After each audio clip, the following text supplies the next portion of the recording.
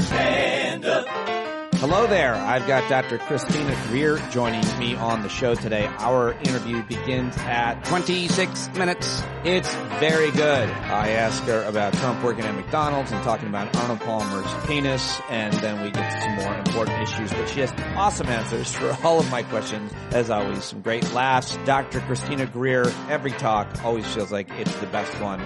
I think you will love it. But I also have your headlines and clips, as I do every day. Yesterday, I made the announcement that I was not going to go on my swing state tour. Started, but haven't finished returning every donation. But thank you very much to those of you who sent money. If you didn't get it back or want me to do something else with it, happy to do that. Thank you so much for understanding and all of your supportive emails. I got several of them yesterday, including from Marilyn, who said, I just started listening to today's episode, heard you announce your decision. Not that it matters, but I support whatever decision you make. What I admire, respect, and appreciate about you, among other things, is your ability to reflect and change course. That you are willing to talk about the reevaluations and admit when you could do things differently is a huge asset that you have. Thank you for demonstrating that to us. Wow, Marilyn, that made me feel excellent. I really appreciate it. Then I heard from David Trush, who said, Celeste Hadley was great. However, you sounded very tired today. Please get some rest, sir.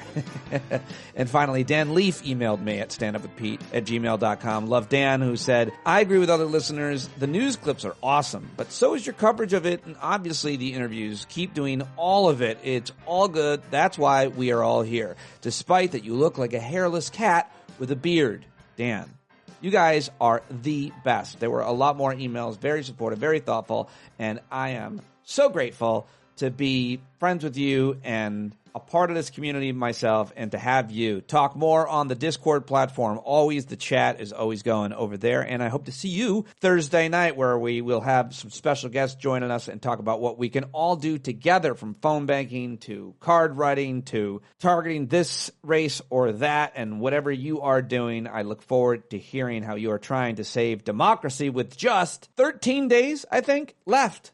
I know, it's a crazy, crazy, totally anxious time. Everything is excruciatingly over-examined, and soon we will know the answer to our fate. This is some kind of exercise in patience and mindfulness and coping, and we'll always look back at this time, not fondly, but hopefully with some kind of positive outcomes that we came away with, how we dealt with it, how we connected with each other, leaned and supported each other. You guys have certainly been that for me, and I try my best to be that for you, which is why I'm going to get to why you're here, the info, the analysis, the headlines. Let's get after it. All right, some of the big stories yesterday as chosen by me, the ones that are most impactful to you, your community, your country, and your planet. Yesterday, interestingly, the 5 men who made up the, quote, Central Park Five, now call themselves the Exonerated Five, have filed a defamation lawsuit against Donald Trump over his remarks during the presidential debate last month. That is definitely a case worth watching for sure. Let's head overseas and update you on some Ukraine-Russia news. On an unannounced visit to Kiev, the American Defense Secretary Lloyd Austin said that the Pentagon would send a new $400 million shipment of arms. And he didn't just visit Ukraine. He also rejected those who would recommend appeasement. Defense Secretary Lloyd Austin visited Ukraine on Monday in a show of solidarity with Kiev just 2 weeks ahead of a U.S. presidential election that is casting uncertainty over the future of Western support. And another setback for Vladimir Putin, the dictator, authoritarian asshole leading the Russian country that so many Americans now love, which is crazy, on the right almost exclusively. But the president of Moldova said yesterday that Moldovans had won a, quote, first battle in a difficult fight for their future a day after a slim, very slim majority backed EU accession in a referendum that was clouded by allegations of Russia-backed meddling. So that is definitely a setback for Putin and a win for democracy. The Israeli military hit bank branches across Lebanon overnight to target Hezbollah's finances, expanding its offensive in an assault that sparked panic as the United States launched a new push for a diplomatic solution to the intensifying regional conflict. Now let's come back home in healthcare news. The Biden administration is proposing a rule that would provide women with private insurance access to over-the-counter birth control pills and other contraceptives at no cost. The White House announced this yesterday. The rule, which expands a federal mandate requiring health insurers to cover preventative care services at no cost to patients under the Affordable Care Act, is being proposed by the Departments of Health and Human Services, Labor, and Treasury, and will come into effect in 2025 if finalized, unless Trump gets elected. And then that same agency, HHS, would be wanting to track women's menstrual systems and pregnancies because, that's actually their proposal in Project 2025. In other news, federal student loan payments for some 8 million borrowers will remain on pause for 6 months or longer. According to a spokesman for the U.S. Department of Education, development on Monday comes as the Biden administration has been dragged into a slew of legal battles waged by Republicans over its recent student loan relief efforts, and they just want to destroy people's lives and keep them on the hook for these loans that they never really should have or could have afforded to pay back, especially given the jobs that they got after paying such high tuition. It's ridiculous, and it should be an injection into our economy. It would be an economic positive if they would relieve this debt. I am fully for it. I know some of you definitely aren't. I am. The Supreme Court on Monday rejected disbarred lawyer Michael Cohen's last-ditch effort to revive a civil rights claim against his former boss, Donald Trump. The justices left in place lower court rulings that said Michael Cohen could not pursue his allegation that then President Trump and other officials violated his rights by putting him in solitary confinement just for writing a tell-all book. Talk about political prosecution. Yeah, they did it. And speaking of the Supreme Court, they declined a challenge to a consumer safety agency structure. For now, the court left in place a 90-year-old landmark decision that declared that presidents cannot fire members of a multi-member independent agency except in cases of bad behavior. So we'll see what happens with that in the future, but keep an eye on it. And I'll keep an eye on this. 2 Republican legal challenges to the legitimacy of ballots cast by U.S. citizens living abroad, including U.S. military members, hit setbacks yesterday. Yeah, this is very good news. In swing states specifically, a Michigan state judge dismissed one of 3 lawsuits that Republican groups filed in swing states in recent weeks, while a North Carolina-based case, a state judge rejected Republican National Committee's request for the court order that returned ballots of some overseas voters to be set aside and not counted until the voters' eligibility can be confirmed. No, they will be counted. All right, those are the headlines that I've gathered for you from yesterday. Reminder, get your flu shot and COVID booster. I'm going to say this probably every day for a few weeks because until I get mine, at least, I haven't gotten mine yet. So also look to give a blood donation. You can safely donate your whole blood every 8 weeks. I try to, and I recommend it. Makes you feel good about doing that. Every time I feel really good walking out. Unless it's at a Catholic church and I have to hear the priest giving his mass, which is the last time. But I'm due, so I am a reminder to myself on all of those things. Now let's get to the clips that I've got for you. It's Clark's Clips. That's what I call them because listener Clark emailed me. It was like the first guy to email me and tell me just how much he loved the clips. So I've got some good ones for you today, Clark and everybody else. All right, let's start with Tim Walz, who was on The View, and they were doing this like 1-minute lightning round, which I thought was a great thing to share. Here we go. We have a quick pop quiz for you. It's a speed round, so I'm going to ask you some questions, and we'd like you to briefly fill in the blank with your answers, okay? My best pitch to voters is? Choose a future where you're the center of it, not Donald Trump. Right. The future matters. My advice to J.D. Vance is? Just go in and order the chocolate donut and don't add anything else. My first thought about Arnold Palmer is? I'm passing on that one. Good move. One nice thing about Donald Trump is? He will not be president again.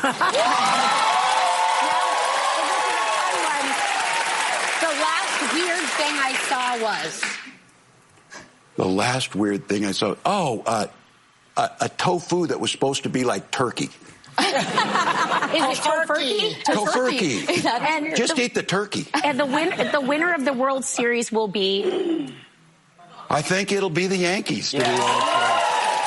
Way to lose the vegans, Walls. That's what they always say. All right, what else do I have for you? How about this? This is CNN reporter Matt Egan talking about an analysis of Trump's plans on what it would mean for Social Security. So I think Kamala Harris should, oh, wait, they already shared this on their Twitter feed. That's right. That's where I got it, because this is the kind of thing that people need to know.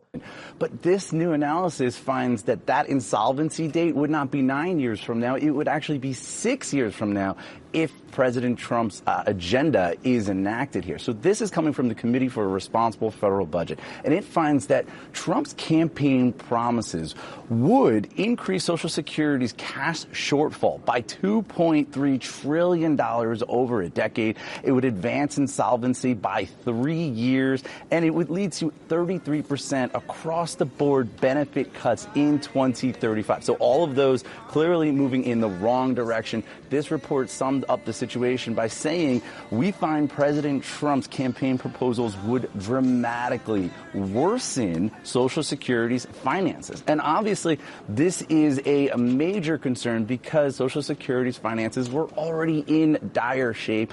And as you mentioned, more than 60 million Americans received benefits from Social Security last year alone. Whenever there is an insolvency here, if it happens, that means that they would no longer be able to fully pay out those benefits. Now, all right. Music behind it. I wasn't expecting that. Sorry about that. That was like the B-roll on the clip that they were sharing. I like this from UAW President Shawn Fain. He's always great. Here he is on the campaign trail. Donald Trump, a 78-year-old who's never earned a real paycheck in his life, was putting on a show, playing dress up at McDonald's to act like he is one of us. I mean, think about that. I mean, he spent his life screwing over workers, and his next act, Project 2025, will make it even harder for Pennsylvania workers and their families to get by, all while making Trump and his billionaire buddies even richer. But again, another twisted irony in Trump's dress-up show today. Kamala Harris doesn't have to put on a show. She doesn't have to play dress-up at McDonald's because she actually wore the uniform.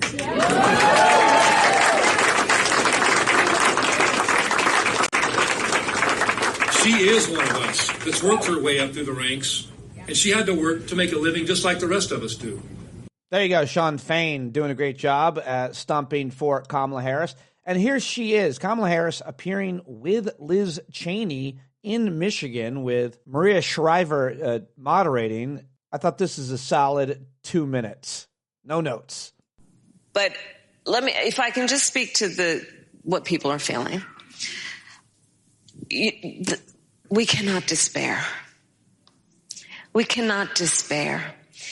You know, the nature of a democracy is such that I think there's a duality. On the one hand, there's an incredible strength when our democracy is intact. An incredible strength in what it does to protect the freedoms and rights of its people. Oh, there's great strength in that. And it is very fragile. It is only as strong as our willingness to fight for it. And so that's the moment we're in. And I say do not despair because in a democracy, as long as we can keep it in our democracy, the people, every individual has the power to make a decision about what this will be. And so let's not feel powerless. Let's not let and I get it, overwhelming nature of this all make us feel powerless, because then we have been defeated. And that's not our character as the American people. We are not one to be defeated. We rise to a moment and we stand on broad shoulders of people who have fought this fight before for our country. And in many ways, let us look at the challenge then that we are being presented and not be overwhelmed by it.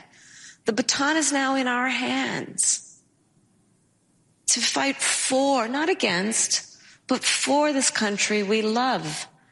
That's what we have the power to do. So let's own that. Dare I say, be joyful in what we will do in the process of owning that, which is knowing that we can and will build community and coalitions and remind people that we're all in this together. Let's not let the overwhelming nature of this strip us of our strength.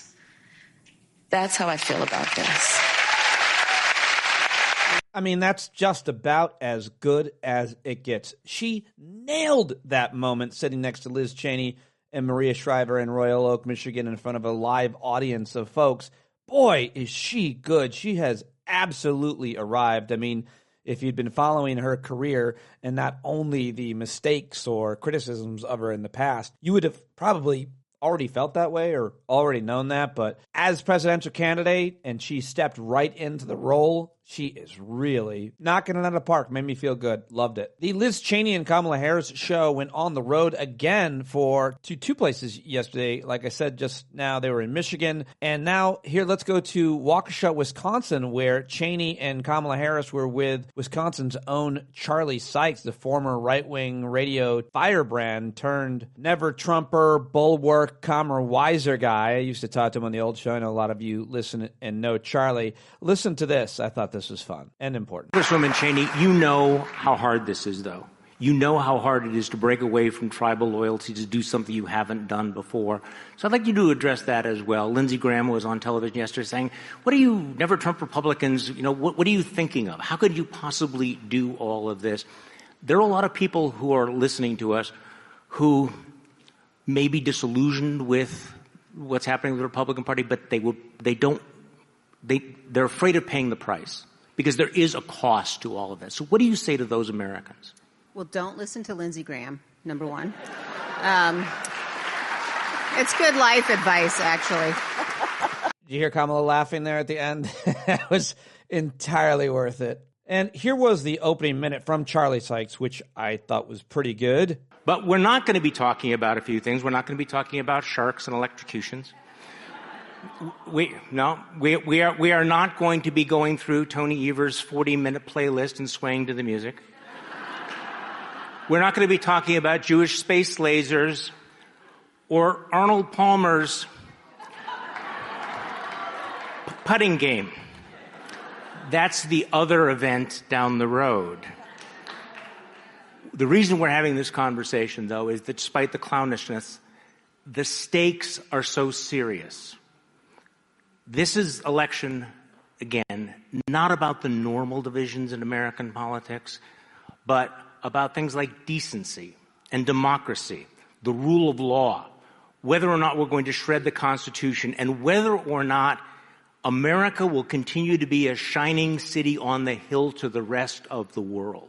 Yeah, there you go, Charlie Sykes yesterday in Wisconsin. Now let's head over to PBS NewsHour, where they were talking to some former Trump voters in Nevada. I think he's running for himself to keep himself out of jail. He's a convicted felon. I don't trust him. I don't believe he respects the Constitution. And he will come in and he will change as much as he can. And I worry will become a dictatorship in the United States. Mm-hmm. She snagged that dictatorship word from me right before I was going to use it. And, I wouldn't be surprised if he tries to pass a thing where he can stay president for the rest of his life. That's just two perspectives on that panel on the PBS NewsHour last night. I like that. Let's go back to Liz Cheney once more. I just found this one.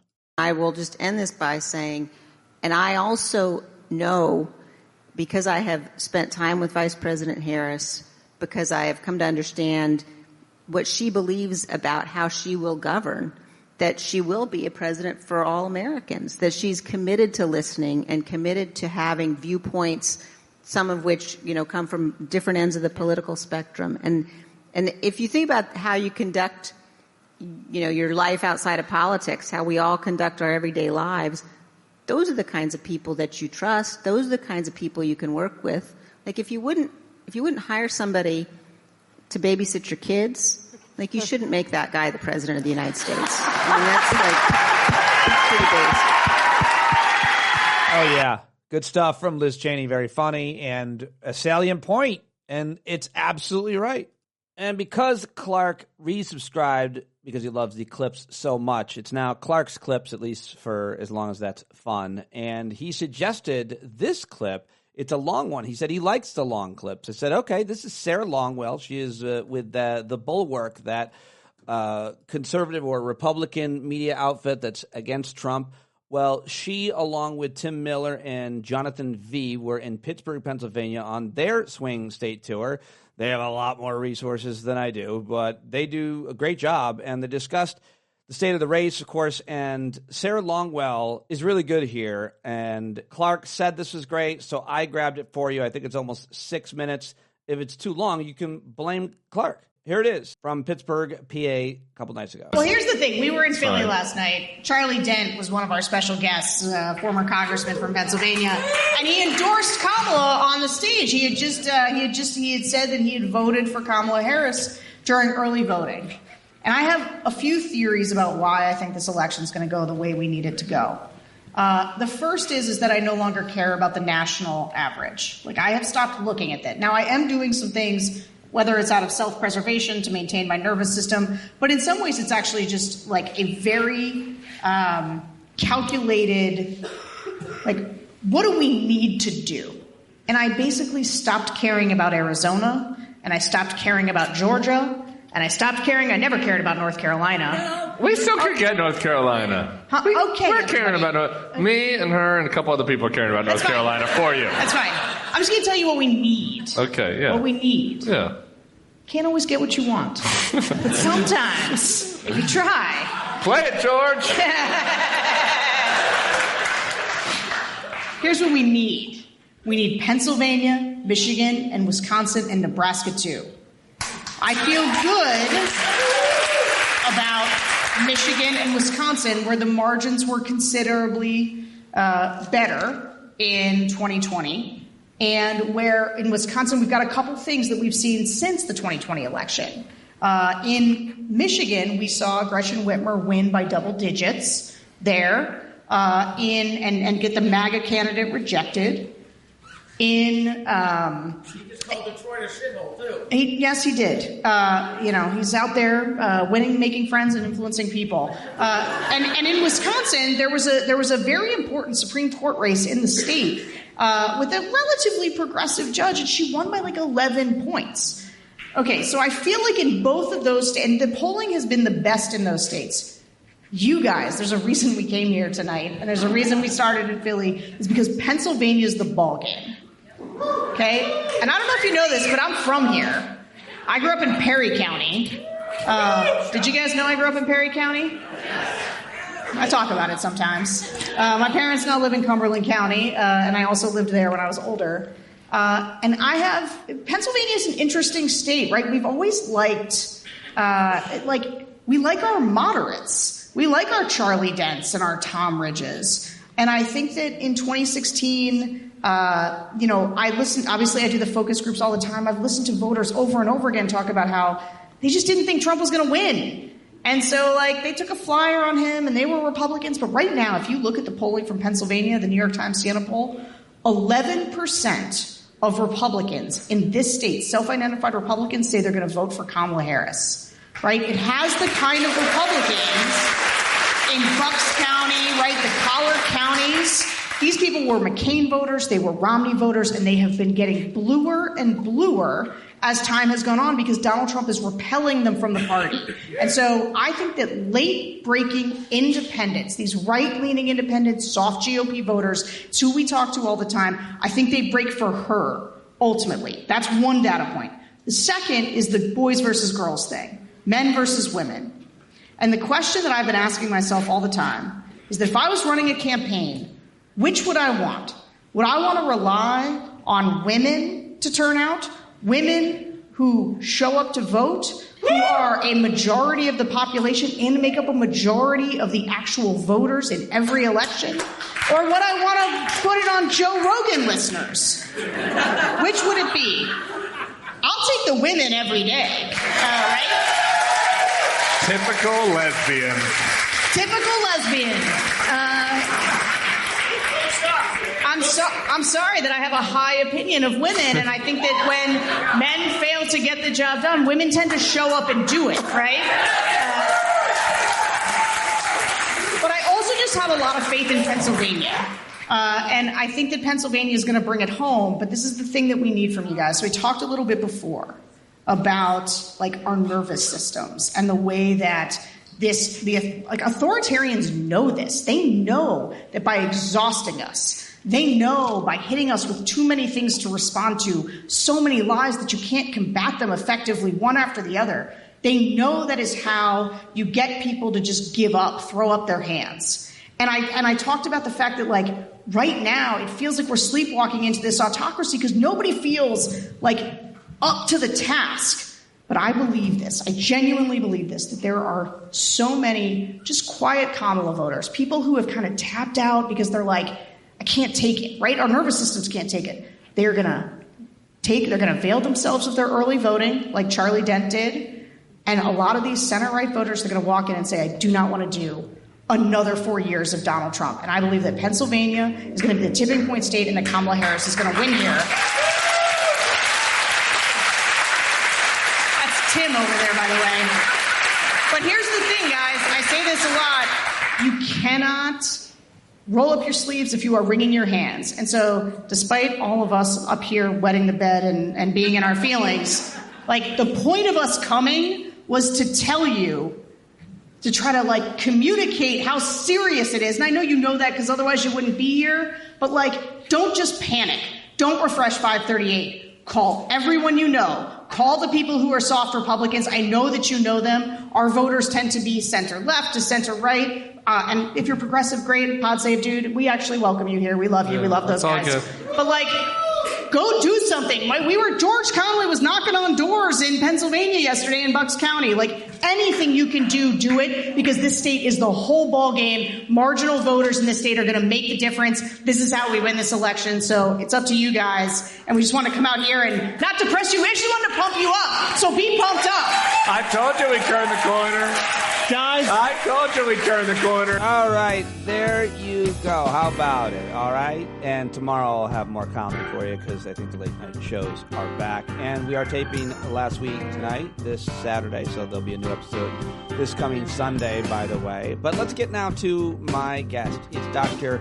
Christina Greer. She is brilliant. As always, you can find her at Fordham University, where she is a professor of political science. She's got like 2 masters and a PhD from Columbia University, an undergrad from Tufts. Yeah, she's real educated.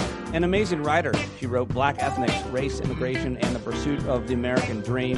You can find her on Twitter, on Instagram. Read her at the New York Amsterdam News. She contributes to so many different things. And of course, she's the co-host of FAQ NYC and In the Thick Show. This week she'll be on a panel with Ellie Mistal and others for The Nation magazine in New York City to talk about that. We went out actually on Wednesday night when the girls went to that concert. I met up with her for some wine and fun. It was great to see her off the air, and now we catch up on the air. Let's do it with the great, the brilliant, the always awesome Chrissy Greer. You have been requested, you've been summoned by the stand-up listening audience, and so I am so happy you were able to join me. Hi, Chrissy. Dr. Greer. Oh, hello there. How are you? I'm good. How are you? This is a busy season for you. You're in heavy demand, so I really appreciate you coming here and talking to me and analyzing things. Listen, you're VIP. I'm never too busy for Pete Dominic. Well, I hope it stays that way. We'll see. We'll see what happens. Let's see what happens, okay, Chrissy? All right, let's see. What did you think of Donald Trump working at McDonald's to make fun of Kamala Harris not working there? What a waste of time. What a colossal waste of time. So if I'm a Donald Trump supporter, what are your policies? Instead of dressing up and having cosplay at a closed McDonald's, why aren't you talking about what you're going to do for hourly wage workers? Why aren't you going to talk about what you're going to do about domestic jobs? Why don't you talk about a plan? The issue is he has no plan. He just likes to make fun of people. And it's like, and guess what? Lots of people got their start from hourly wage jobs, just like, because his daddy constantly gave him money. You don't need to sort of dress up and make fun of someone. Yeah, Kamala Harris worked at McDonald's. I worked at Air Step Buster Brown shoe store. That was my first job before I was a smiling people greeter at TGI Fridays, aka Hostess. So the whole distraction that we get to see him play dress up and like hand out some burgers and fries because he likes to eat McDonald's with his grown palate. Like, I think it says so much about what his supporters actually demand of him, which is nothing, which is just bile and hatred. And that's the campaign, and that's what keeps them going. So, it's really for these quote unquote people who are still undecided. I'm like, if you're undecided at this point in time, you really need to actually ask yourself, what exactly are you looking for? Because this man is giving you nothing but dancing to the sounds in his head and some shenanigans. And the other candidate is actually trying to walk through some really complicated issues and really make sure you understand it's not just simply like, oh, we'll create jobs. Like, that's not how it works. That used to be what politics was. You have a PhD in it all, and people running for office trying to win people's vote by telling them how they're going to make their life better. But as you just said, it seems like the strategy for the Trump campaign is to make fun of, to punch down, to be hurtful, to insult, and they love it. The whole McDonald's thing was to insult Kamala Harris. By the way, my first job was fast food. I dropped French fries and worked in an hourly wage at the New York State Fair. Hard-ass work. But also, it's like the people who support him who have hourly wage jobs, it's like they're looking to punch down on someone themselves. So he gives them this opportunity. It's like, these other people. And then some people will just delude themselves to say like, well, he's like us. He went and worked at McDonald's. I was like, right, for 20 minutes for a photo op. And I'm sure cursed everyone in there like, ugh, this is gross. So, I mean, this man doesn't know an honest day's work at all. He's never had one. And, I'm a New Yorker, so I can tell you for a fact, this man has been a grifter and a charlatan for a very long time, as has his father. So that's when he was talking about Kamala Harris's father. I was like, sir, you don't want to get into the daddy conversation. Not one bit. You need to hold tight. He also commented, let's quickly disregard some of the most important issues with Dr. Greer. Talk to me about your thoughts on why he talked about Arnold Palmer's penis. Have you been read in on that? Did you see that, or did you take the weekend? Did you punch out for a minute? And then, I was gone out away from my phone for hours, enjoying a beautiful day, and then I was like, why is everybody talking about Arnold Palmer on social media? And then I found out he commented on how big Arnold Palmer's dick was at a rally, which he then talked for 90 minutes. And I wonder if that ever tires people out. If they're like, you know what? I'm not going to vote for this guy. He's low energy. He sucked. What I will say about this is how unserious is this candidate? The fact that he has so many millions of people willing to rock with him, it has to be racism and misogyny. Because it's not policy. The fact that you can go to a rally and this man, he is clearly showing signs of some sort of cognitive decline. He's 78 years old. He is tired. I used to say he was running on old VCR tapes and hatred. And we are now starting to see this decline in real time. We're starting to see rambles, which we always saw before, but he's like, oh, I'm just a cool, interesting weave thinker. It's like, no, you actually can't hold a thought. You can't grasp policy. All these folks who are selling books right now who are just like, oh, well, he's really dangerous. He was really, really dangerous when we worked together. Y'all didn't want to say anything in the moment. You didn't want to say anything after the moment. Yep. You just want to sell your book right now and actually talk about how scared you were that this man was in charge. Which is a dereliction of duty. But then it really does worry me that you have all these billionaires who are so invested in getting him in office because one of two things is going to happen. One, it's this man is out to lunch so we can do everything that we want to do and get all the things that we want. And it doesn't have to be a smash and grab and can be a slow, methodical dismantling of American democracy. Or two, we can take the slightly smarter version and the much younger version in J.D. Vance, and actually who has zero moral compass. He just likes power, and he and his wife. I'm looking at you too.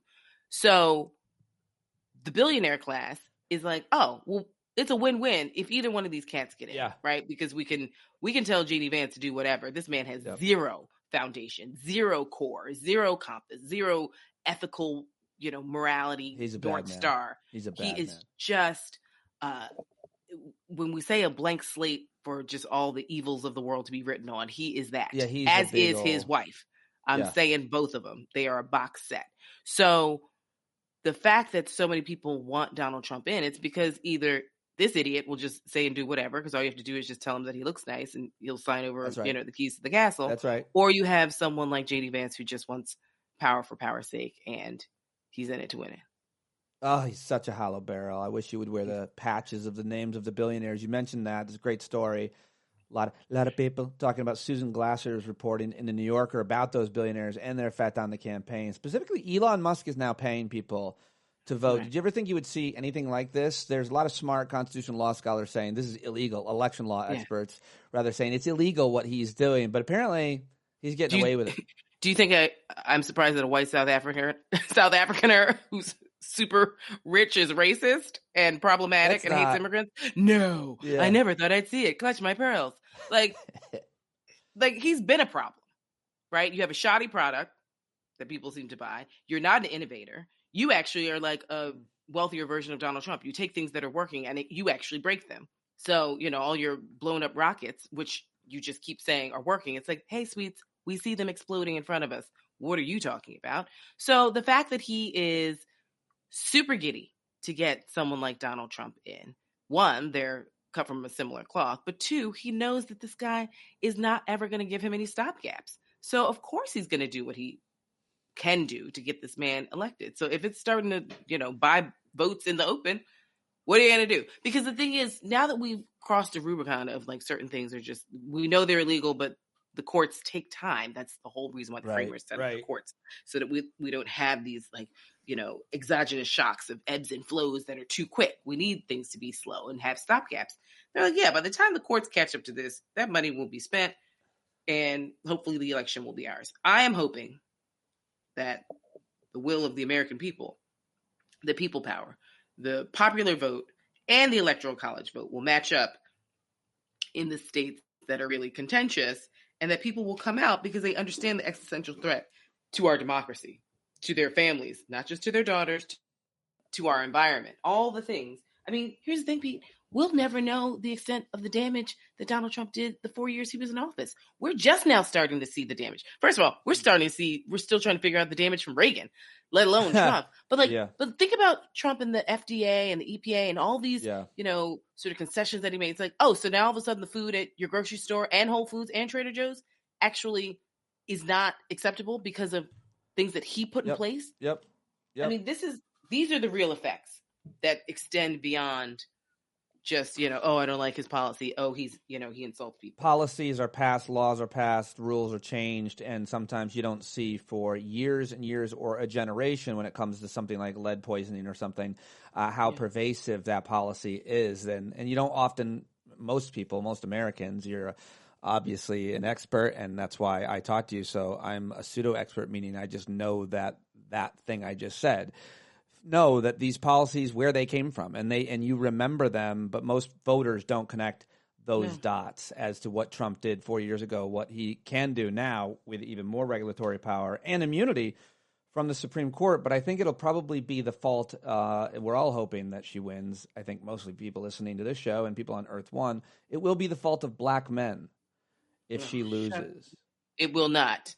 It will be the fault of white people, as it always is. Let's just cut the shit. Well, hold on. Black men I'm so tired of that narrative. You wrote a whole piece about it, which is why I'm baiting you, of course, to talk about it. But President Obama had stern words for black men, admonishing them. Doesn't he always?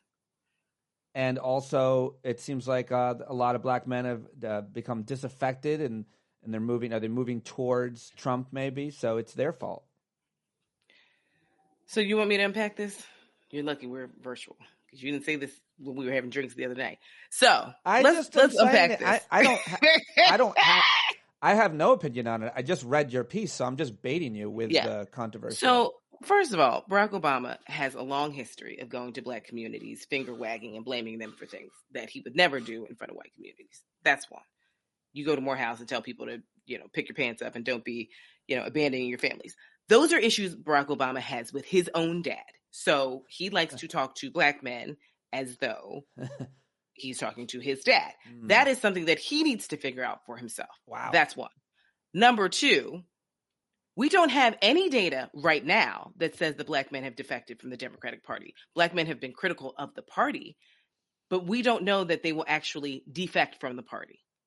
So that is pure speculation, because since we started collecting data in 1952, black women exponentially, and don't forget, we black people have only had the full protection of the law since the Voting Rights Act of 1965, and that's slowly been rolled back. Thank you, Republicans, right? But we've been collecting data.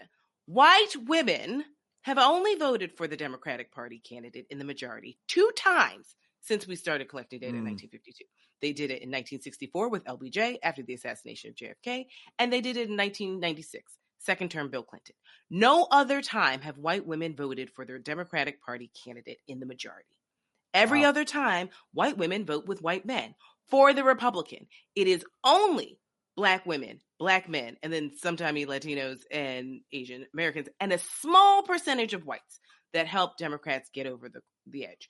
Black men vote at the second largest rates for the Democratic Party, second only to Black women. So even if Black men defect, Black women are like 95%, Black men are 90%. So even if Black men defect and 85% or even 80% vote for the Democratic Party candidate, and there's a drop-off, right? Let's just say Kamala Harris loses 10% of Black men. It's still 8 out of 10 Black men who are voting for the Democrat. You know how many white women and white men vote for the Democrat? 4 out of 10. Right. So if she doesn't win, don't come to me talking about Black men didn't deliver. Go to white people who consistently vote against their own interests. And I'm not just talking about women and reproductive rights. I'm talking about poor whites that LBJ told us if you can just have them look down on somebody, especially the Negro, you can pick his pockets all day long. And I put that in the article. That is, he fundamentally understood that because LBJ was from the poor whites. And he's like, I know what you have to tell them. This is how the Republicans stay winning. You keep taking things away from them. You keep taking away their environmental protections. You keep taking away their schools. They have zero housing, zero prospects. But instead of saying it's the Peter Fields mass and incarceration the Elon Musk of the world, and don't forget guns and lack of health care. That's white people that are struggling, right? But instead of saying, we did all that, we're the ones who make your communities unsafer. What they do is say, oh, look at these Negroes. They're the ones who took everything. Look at these immigrants. They're taking everything. It's like, no, we're taking everything. We're just fooling your fool selves into thinking that it's the colored people. So I am obviously so tired of this narrative that is Black women. Because first of all, we haven't seen the exit poll data because we haven't voted yet. Right. So this is all purely speculation. This is hyperbolic, I think. And a lot of these quote unquote surveys or interviews have asked Black men who are disaffected. But then you know what the follow-up question is? Do you vote? And a lot of Black men they've asked aren't voters. And at this point in time, I don't really care what your opinion is if you are not a voter and you don't have a voting plan and you don't plan to vote. Right now, that's just musings. So I want you to talk to Black male voters. And those people have real critiques of the Democratic Party, as do I. However, in a longitudinal analysis, I know that there is absolutely no similarity between these two parties with what I need them to deliver. And the Republicans are a danger to me as a Black person, to every Black person I love, to immigrants, and to Americans. That's that. So all this, like, it's the Black people, cut it out. I'm not buying it. I won't buy it, and I want to see exit poll data. Black men are still present. Let's focus on the folks who really needed talking to is the title of the article. Christina just went on an amazing tear about. Read it at diverseeducation.com. I'll link to it in the show notes. Well, let me just ask you one thing about Black men. Yes. About Black men. Yeah. What? I said I know them well. Well, part of this narrative is that Black men are misogynistic and therefore Kamala Harris or Hillary Clinton or any other female candidate, whether she be Black or not, can't win some of them over. Do you buy into that narrative? I think some men are misogynistic. I mean, what? Are we looking at white men who are just lining up to vote for women of color? Lining up to vote for women? Please. So, like, if we're going to say that there's a portion of the Black male electorate that's misogynistic, there's a portion of the male electorate that is misogynistic. So, like, I don't understand why Black men get this special category. Like, all of a sudden, they're the anti-LGBTQ+, they're the anti-female leaders. It's like, no, that's some men, period. Because if we look at the data, the white boys are the ones who have the real problem with it, right? The growing number of Latino men who are signing up for white supremacist groups, they're the ones who have a problem with it. The second largest group, Asian American men signing up to be Proud Boys, etc. So, yeah, do we have some Black men who can't conceptualize Black female leadership and are twisting themselves in knots to say, well, I don't know about the policies and I have some concerns? Sure, there are always going to be that percentage of the electorate, but I'm just really tired of this narrative that Black men are the problem, because we keep seeing it time and time again in certain elections, usually statewide elections. If the Democrat doesn't win, it's never about outreach and it's never about white folks. It's, well, Black people didn't show up and that's why, we lost on this issue, or that's why this candidate lost. It makes me think back to Prop 8 in California. Prop 8 was the marriage equity, right? And it was written in a way where it's like, vote no if you support marriage equity, right? Because I distinctly remember that because I landed in LA My friend picked me up. He's gay. And I was like, whoop, whoop, Prop 8, vote yes. And he was like, no, you support marriage equity, vote no. And I was like, wait, what? So, this is why props are written that way, double negatives to confuse people. And then when it passed, because A, the data shows that most people will vote yes if they don't understand the question, it does pass in the sense that marriage equity was shot down. So more people voted yes. Right. And then they had the unmitigated gall and audacity to blame Black folks who are like 20% of the electorate. Right. And I was like, oh, so all of a sudden we're the anti-gays? Like we're the only people who voted for this. Like, stop it. Because that's not what the data shows. And it's what the sort of anecdotal conversation is always about. Well, Black people didn't show up. It's like, well, maybe give me some greater incentive so I can show up. But the problem is not the Blacks, as Donald Trump would say. The problem is the vast majority of white people consistently voting against their interests. So you talk about the vast majority of white people. What should we call the small percentage of white people you also referred to? Can we call this the SPWs, who would like to see this Black woman or any Black woman? What's the SPW? Small percentage of whites. Small percentage whites. Well, I hope that these are also hardworking whites, because I need a lot of these whites to not just be geared up and ready to go. I'm like, no. What's that mean? Does that mean that you're talking to your aunt and uncle? HWWs should be hardworking whites, should be doing stuff to help Kamala get elected in the swing states. Yeah, because it can't just be the T-shirt and the button anymore, okay? Like, you need to have those hard conversations that your relatives are not trying to listen to some Black girl with a PhD who lives in New York City. Yeah. That's not happening. So these are the people who again, all the data has shown, if someone is going to change hearts and minds, it usually comes from a relative who's going to have consistent conversations, who can directly link the policy issues to that person individually and specifically, not some broad brush that I would have. So I think, and this is what we saw after Hillary Clinton lost, far too many white people love to congratulate themselves on the back and say, I'm the good one in my family. Can you believe it? I voted for Hillary Clinton, but nobody else in my family did. Yeah. Like me, pick me. I'm the good white. And I'm like, no, you're the lazy white, actually, because there's hard work that needed to be done that you didn't do. Now, I do think that some people learned that lesson from 2016, but I don't know if enough people have, because I'm still hearing far too many people say, I've lost my parents to Fox News and they're full Trumpers now. And it's like, why aren't they're your parents? Your parents aren't turning to MSNBC to hear me break this down. They're not necessarily listening to these podcasts. You have to do the heavy lifting. And it is not one conversation. It's sustained conversations. Because if you convert your parents, then they convert their neighbors. And we actually get the country that we need to have. We cannot have a half-demented, cruel, 78-year-old man who is out to lunch on so many levels running this country again. Because the thing is, at least the first time, as problematic as it felt, he at least had Republicans who were like, hey, that's an overreach. I ain't doing it. Yep. Now, he doesn't have those people around him. No guardrails. He has people around him who are the bottom of the barrel. Yep. They are the bottom of the barrel. And they don't respect the party. They don't respect this country. They damn sure don't respect people of color. And so this is a more dangerous election than 2016 or 2020 because so many respectable Republicans, and I'm not even putting that in quotes. They're people who care about this country in different ways than I do, but they do care about this country. Bill Barr, you messed up. But at least a few times, Bill Barr was like, nah, I can't do it. Right. Jeff Sessions, Jeff Beauregard Sessions, highly problematic. But when it mattered, he was like, nah, I'm not going to do it. Mike Pence, again, sycophant. But what did Mike Pence do? Yep. Mike Pence was like, yeah, dude, I'm not giving you the election. I can't trust J.D. Vance to do that. There's no bone in J.D. Vance's body that's going to go against it, right? This group of ragtag and then he's going to have criminals who's not rolling around.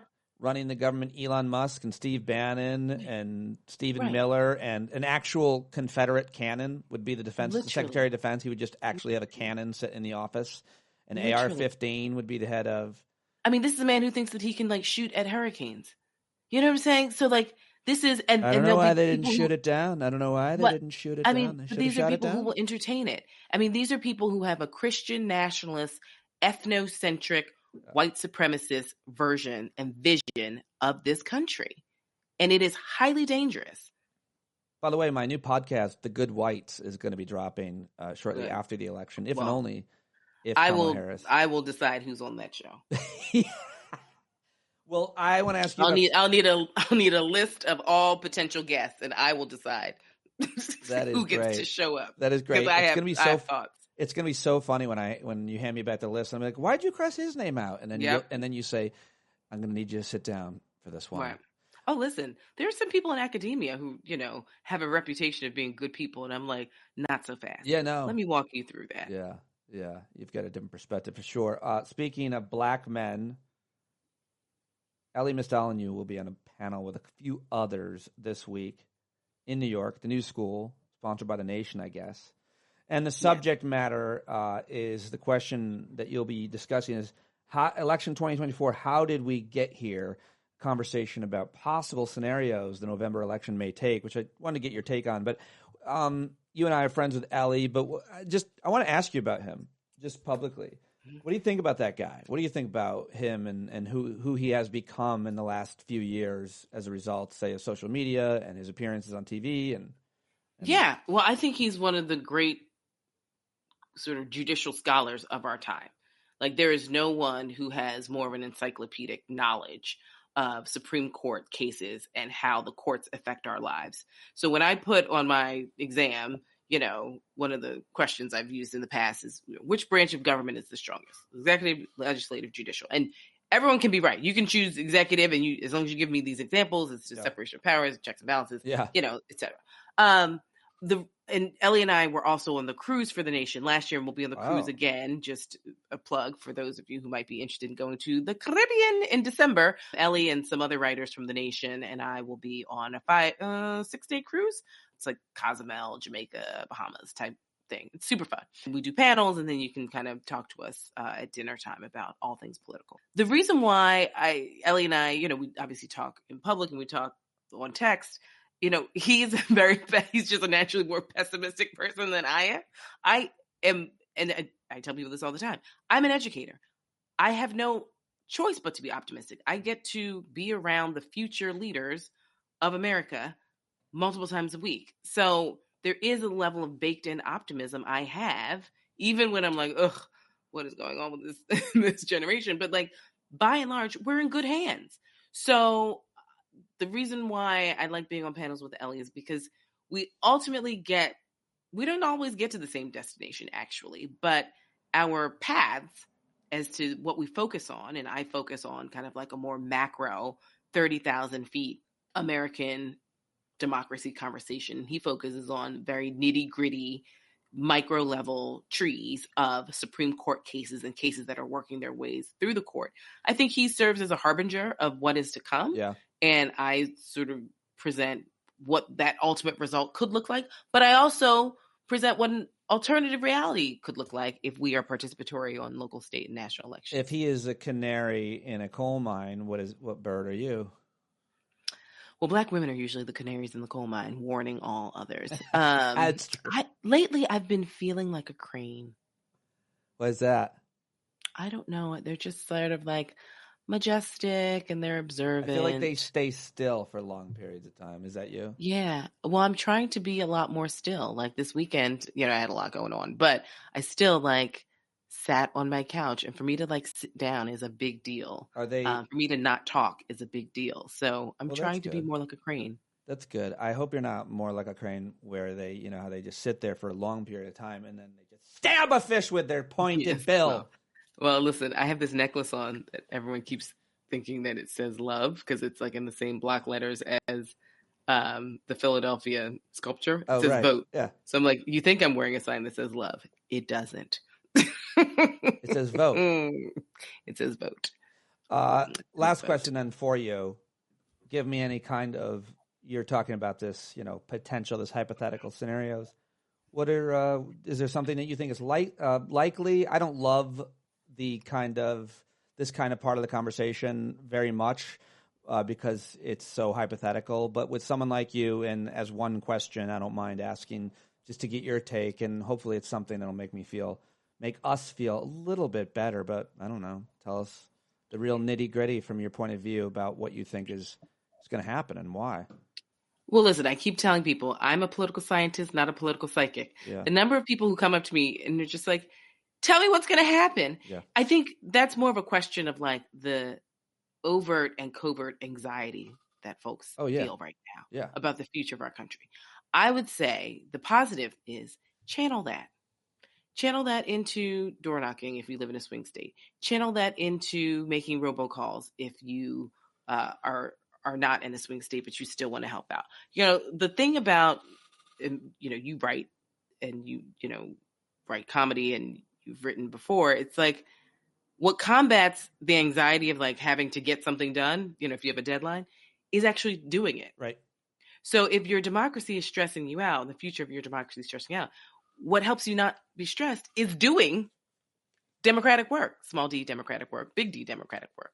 So, Emily's List, so many organizations have ways that you can be involved in these next 2 weeks, to combat your own anxiety, but it's like, don't sit there on your thumbs like, I'm scared. It's like, if you're scared, then do something to make yourself unscared, right? Leave nothing on the field for those of you who've played sports and love the Mets like I do, right? So it's like, squeeze every last bit of juice out of the orange so that when pun intended, so that when November 5th comes, you can say it's like, I did all that I could do. Like, I feel like the reason why in my heart, whatever happens, I will be resilient and I will, process whatever. Because let's be clear, even if Kamala Harris does win, it's going to be some shit. Yeah.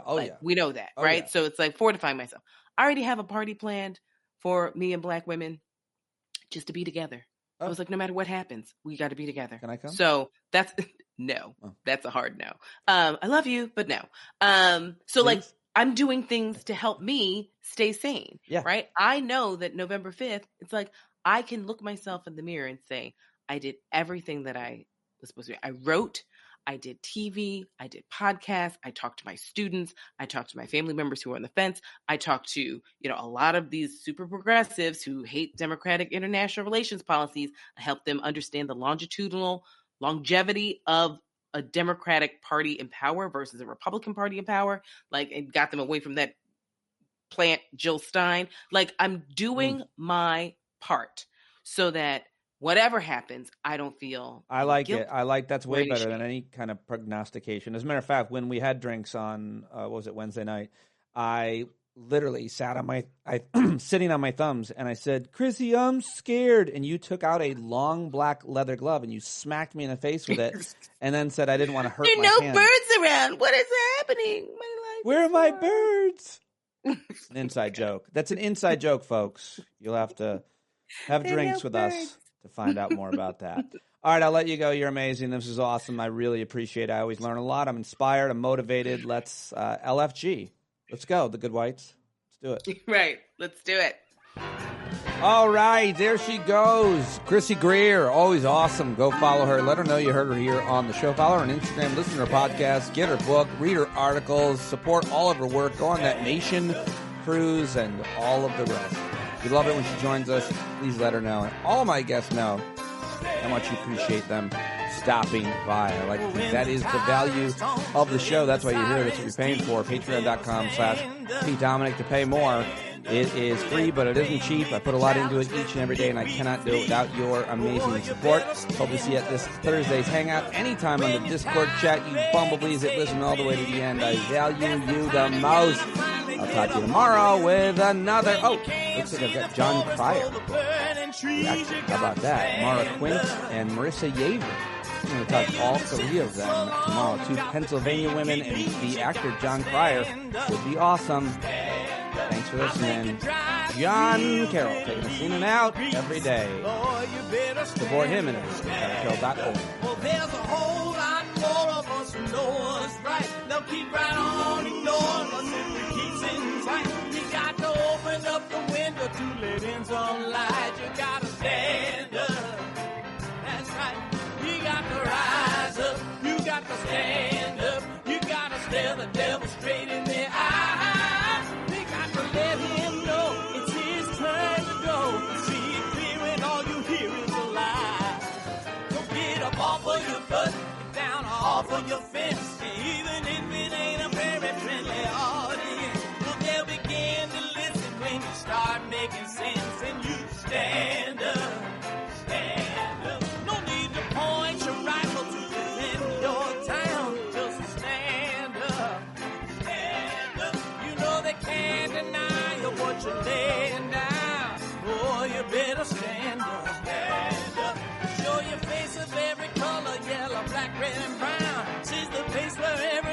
child will finally be found. There's only one thing to do before we stand our ground, and that's stand up, stand up. Well, the founding fathers saw a land for all. They had to stand up, they had to stand up. They had a keen imagination for a crystal ball, drawing all the plans of a stand up. But all they had to go on was the time they were in, with other causes for laws, and since they weren't even sin, they knew that change was gonna come before the change could begin. They had to stand up.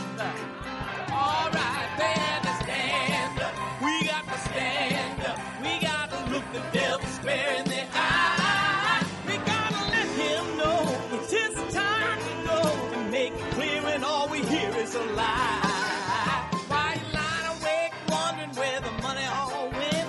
It'll be the cost of freedom that'll go unspent. You can see him flee the scene of that experiment if you stand up. All right, we got to speak up, we got to reach up and raise your voice in every way you know how. Don't be toes up, you got to show up. Ain't no better time to do it but now. No need to pledge allegiance to no wanton tribe. Rise up, show obedience to the voice inside, and listen well and it'll